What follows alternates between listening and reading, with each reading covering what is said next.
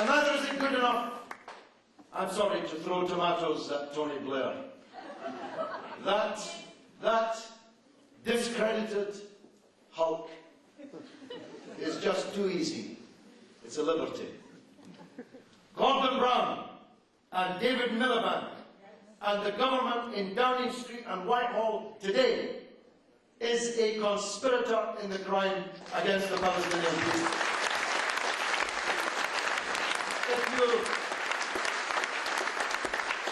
If you look on YouTube, you'll see a speech I gave on this subject of the siege of Gaza in Parliament at least 2 years ago, when Margaret Beckett, remember her, was the Foreign Secretary.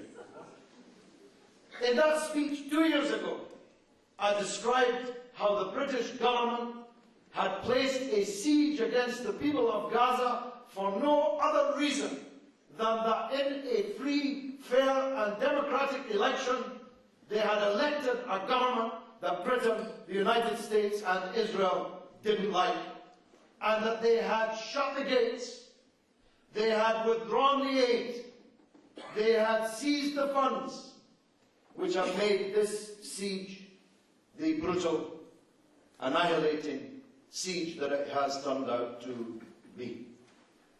When we were leaving London with the first Viva Palestina convoy, in February, on the 14th, Valentine's Day, 14th of February last year, the same day, Gordon Brown dispatched the Royal Navy to the Gaza Strip. Why?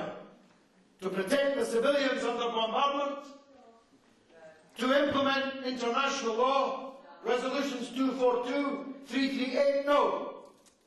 To tighten the siege on the people of Gaza that had brought them to their knees through starvation and disease. The British government has been a collaborator in these crimes. And indeed, as every Palestinian will tell you, in the form of Mr. Balfour, in his famous declaration issued in the building in which I sit,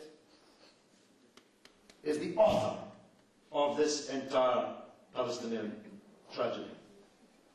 And they have many friends in powerful places. It's true that we are many and they are few. It's true that Israel has few supporters outside the cesspits aforementioned by Anas al-Takriti, whose representatives are here. It's unbearable to look at them. Forgive me if I don't. Outside of those cesspits, Israel has almost nobody. If you called a rally in support of Benjamin Netanyahu, it would be a small rally indeed. But, as we've heard from the Stop the War Coalition, they have friends in the police force who treated the demonstrations last December and January in an unprecedented way. I've been demonstrating for more than 40 years in this country. I have never seen such brutality from the police against any peaceful demonstration as I saw on those occasions. We've heard about the 2-year sentences. We saw the injured people. I myself was assaulted in the underpass heading for Kensington. A brutal series of attacks by riot policemen on people trapped in an underpass into which the police had directed them, halted them, and then attacked them. My own daughter was assaulted, not once but twice, 2 consecutive Saturdays, knocked down by the police and stood on. And there were hundreds of people similarly attacked. The courts were handing out these sentences of 2 years on those demonstrators. The ministers who are promising to change the law as they apologise on their knees in front of people whom an English court has just designated suspected war criminals and suspected of crimes against humanity. The Charity Commission, which has leapt into action for Haiti, thank God, but placed every conceivable obstacle in the way of those trying to come to the rescue of the people in Gaza.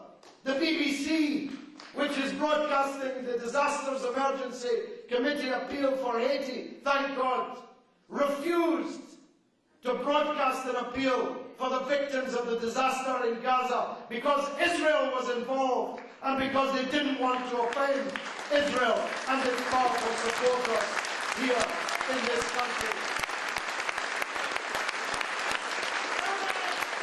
So our country is deeply implicated, and other countries too. And this is the unkindest cut of all, as was said by Anas in his excellent address earlier. You see, there are many bad regimes in the world. There are many regimes that besiege people and kill people. The difference is they are accused of being besiegers and murderers. In this case, the people guilty of terrorism are called the victims of terrorism, and the people who are the victims of terrorism are called the terrorists. That's the insult.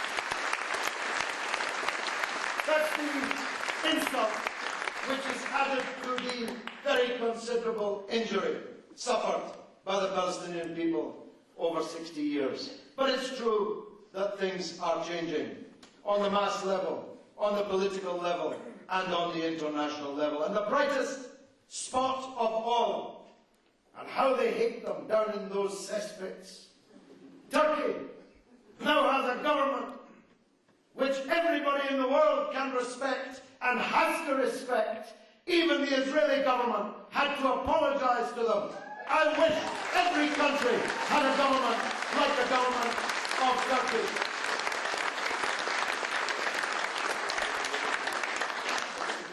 Davos, the refusal to militarily maneuver with the killers of the Israeli armed forces, the refusal to meet the suspected war criminal Barak, the warning to Israel over the treatment of their ambassador, are all signs of a new role for Turkey in the region, and a good one at that. And eat this one up, Mr. Harry's place. When the Turkish lead a flotilla of ships into Gaza in a couple of months' time, breaking the siege with ship after ship after ship, we'll be there. The flags will be flying, and the people of Gaza will come out on the shore to welcome those ships as they come in.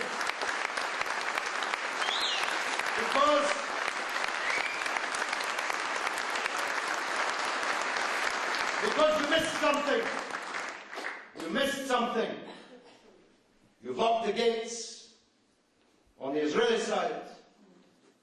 You have corrupted the government of Egypt to lock the gates on the Egyptian side. But the sea is open to those who have the courage to take it. We do, you'll see.